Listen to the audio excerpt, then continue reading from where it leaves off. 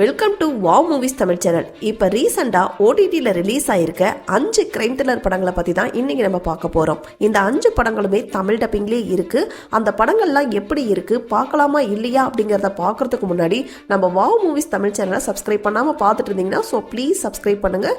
இந்த வீடியோ உங்களுக்கு பிடிச்சிருந்துச்சுன்னா லைக் பண்ணுங்கள், ரொம்ப பிடிச்சிருந்துச்சுன்னா உங்கள் ஃப்ரெண்ட்ஸுங்களுக்கு ஷேர் பண்ணுங்கள். இப்போ வாங்க நம்ம வீடியோக்குள்ளே போகலாம்.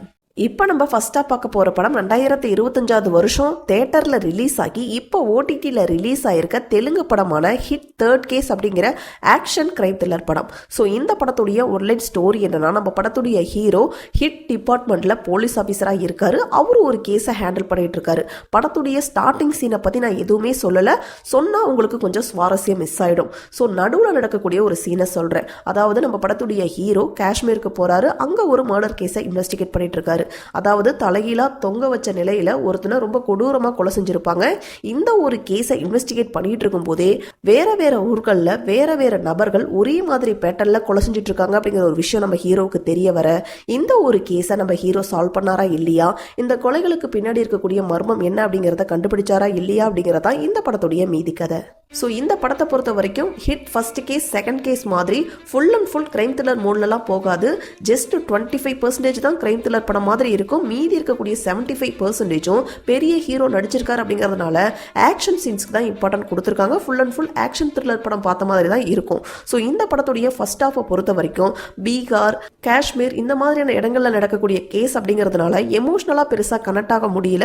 ஃபர்ஸ்ட் ஹாஃப் ஓரளவுக்கு ஸ்லோவாக தான் போச்சு, ஆனால் செகண்ட் ஹாஃப் ஓரளவுக்கு நல்லா இருந்துச்சு. குறிப்பாக அந்த கிளைமேக்ஸ் சீன்ல சில ரெஸ்கியூ பண்ற மாதிரியான சீன்ஸ் வரும். அதெல்லாம் ஓரளவுக்கு த்ரில்லிங்கா நல்லாவே இருந்துச்சு.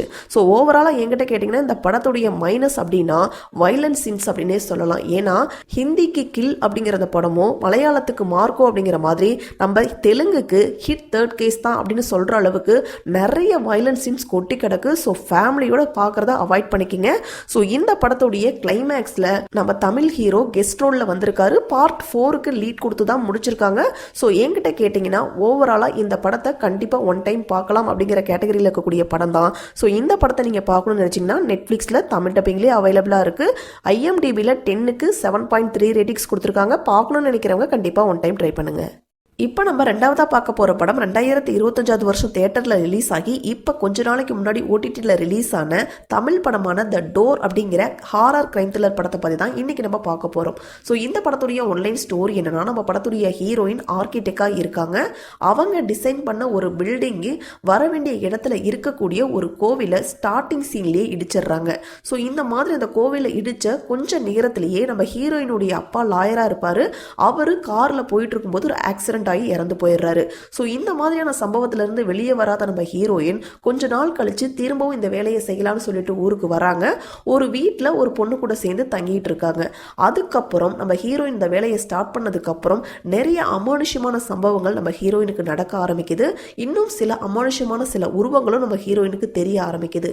ஹீரோயினுடைய கண்ணுக்கு மட்டும் தெரியக்கூடிய அந்த அமானுஷ்யம் என்ன, எதுக்காக நம்ம ஹீரோயினை மட்டும் அதை டார்கெட் பண்ணுது, ஸோ இதுக்கான காரணத்தை எல்லாம் நம்ம ஹீரோயின் கண்டுபிடிச்சாங்களா இல்லையா அப்படிங்கிறதான் இந்த படத்துடைய மீதி கதை.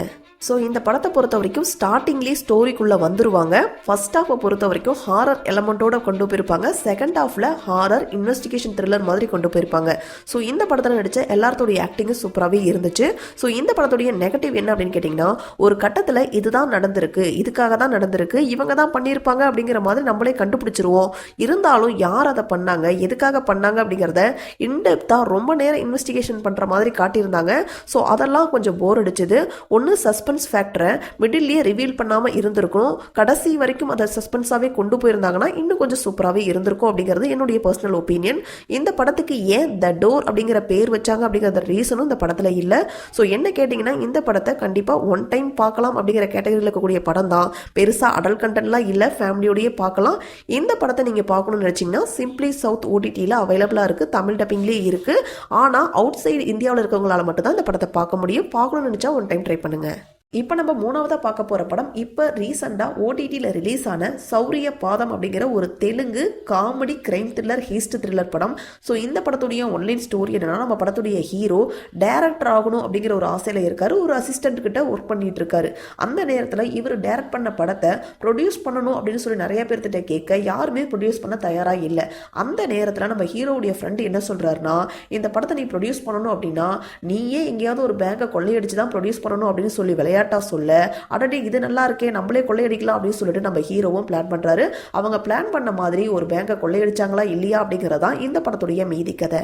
ஸோ இந்த படத்துடைய பாசிட்டிவ் அப்படின்னா ஸ்க்ரீன் பிளே, எடிட்டிங், சினிமோட்டோகிராஃபி அப்படின்னு சொல்லலாம். இந்த படத்தை மேக் பண்ண விதமும் சூப்பராகவே இருந்துச்சு. ஸ்டோரியும் கொஞ்சம் வித்தியாசமாக இருந்துச்சு. இந்த படத்தில் வரக்கூடிய இந்த இன்டர்வல் பிளாக்கு, செகண்ட் ஹாஃப், அதுவும் கிளைமேக்ஸ் ட்விஸ்ட் எல்லாம் சூப்பராகவே இருந்துச்சு.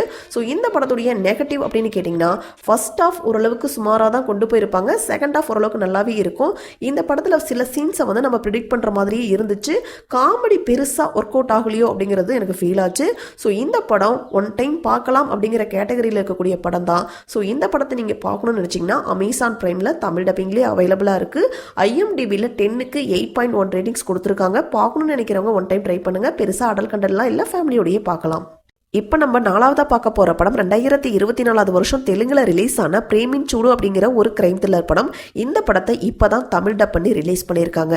இந்த படத்துடைய ஒன்லைன் ஸ்டோரி என்னன்னா, நம்ம படத்துடைய ஹீரோயின் பாலிடெக்னிக் காலேஜில் படிச்சுட்டு இருக்காங்க. அதே காலேஜில் இன்ஜினியரிங் படிக்கக்கூடிய ஒரு பொண்ணு நம்ம ஹீரோயின் கிட்ட வந்து ஒரு இன்ஜினியரிங் படிக்கக்கூடிய பையனுடைய அட்ரஸை தெரிஞ்சுட்டுவான்னு சொல்லி அனுப்புகிறாங்க. அந்த பொண்ணும் அட்ரஸை தெரிஞ்சுக்கிறதுக்காக ஒரு பையனை ஃபாலோ பண்ணி போகிறாங்க. அந்த பையனுக்கு நம்ம ஹீரோயினை பிடிச்சி போயிடுது. ஹீரோயினுக்கும் ஒரு கட்டத்தில் இன்னொருத்தர் பிடிச்சு போயிடுது.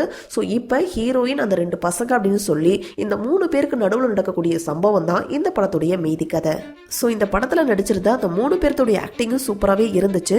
ஸோ இந்த படம் ஒரு சிம்பிளான ஸ்டோரி தான். ஆனால் அதை 3 மணி நேரம் எடுத்து வச்சிருக்காங்க. கொஞ்சம் ட்ரிம் பண்ணி ஒரு 2 மணி நேரம் படமாக எடுத்திருந்தாங்கன்னா இன்னும் ஓரளவுக்கு நல்லாவே இருந்திருக்கும். ஸோ என்கிட்ட கேட்டிங்கன்னா இந்த படம் ஒரு ஆவரேஜான படம் தான்.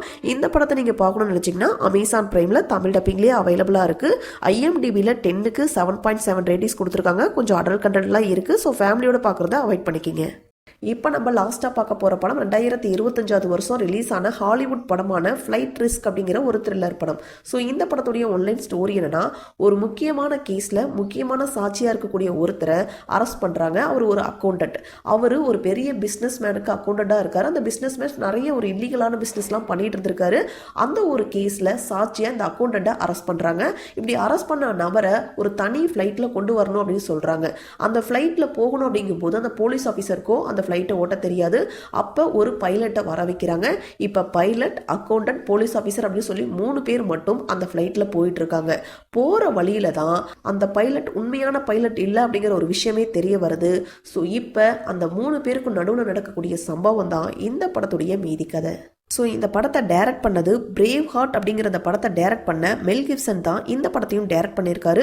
இந்த படத்தில் நடிச்சிருந்த எல்லாத்தோடைய ஆக்டிங்கும் சூப்பராகவே இருந்துச்சு. முடிஞ்ச அளவுக்கு நல்லா சுவாரஸ்யமாகவே கொண்டு போயிருந்தாங்க. அங்கங்கே சில லேக் இருக்க தான் செய்யுது. ஆனால் கிளைமேக்ஸில் நடக்கக்கூடிய அந்த சீன்ஸ் எல்லாம் நல்லா இன்ட்ரெஸ்டிங்காக இருந்துச்சு. ஃப்ளைட் லேண்டிங் சீன்ஸ்லாம் நல்லா சுவாரஸ்யமாக த்ரில்லிங்காகவே கொண்டு போயிருந்தாங்க. வெறும் 1.5 மணி நேரம் படம் தான், சீக்கிரமாகவே பார்த்து முடிச்சிடலாம். பெருசாக அடல் கண்டென்ட்லாம் இல்லை. இந்த படத்தை நீங்கள் பார்க்கணும்னு நினச்சிங்கன்னா அமேசான் பிரைமில் தமிழ் டப்பிங்லேயே அவைலபிளாக இருக்குது. IMDbல 10க்கு 5.3 ரேட்டிங்ஸ் கொடுத்துருக்காங்க. பார்க்கணும்னு நினைக்கிறவங்க ஒன் டைம் ட்ரை பண்ணுங்க. ஸோ இதே மாதிரி சூப்பரான படங்களை பற்றி நீங்கள் தெரிஞ்சுக்கிறதுக்கு நம்ம வாவ் மூவிஸ் தமிழ் சேனலை மறக்காமல் சப்ஸ்கிரைப் பண்ணுங்கள், லைக் பண்ணுங்கள், ஷேர் பண்ணுங்கள், கமெண்ட் பண்ணுங்கள். தேங்க்யூ.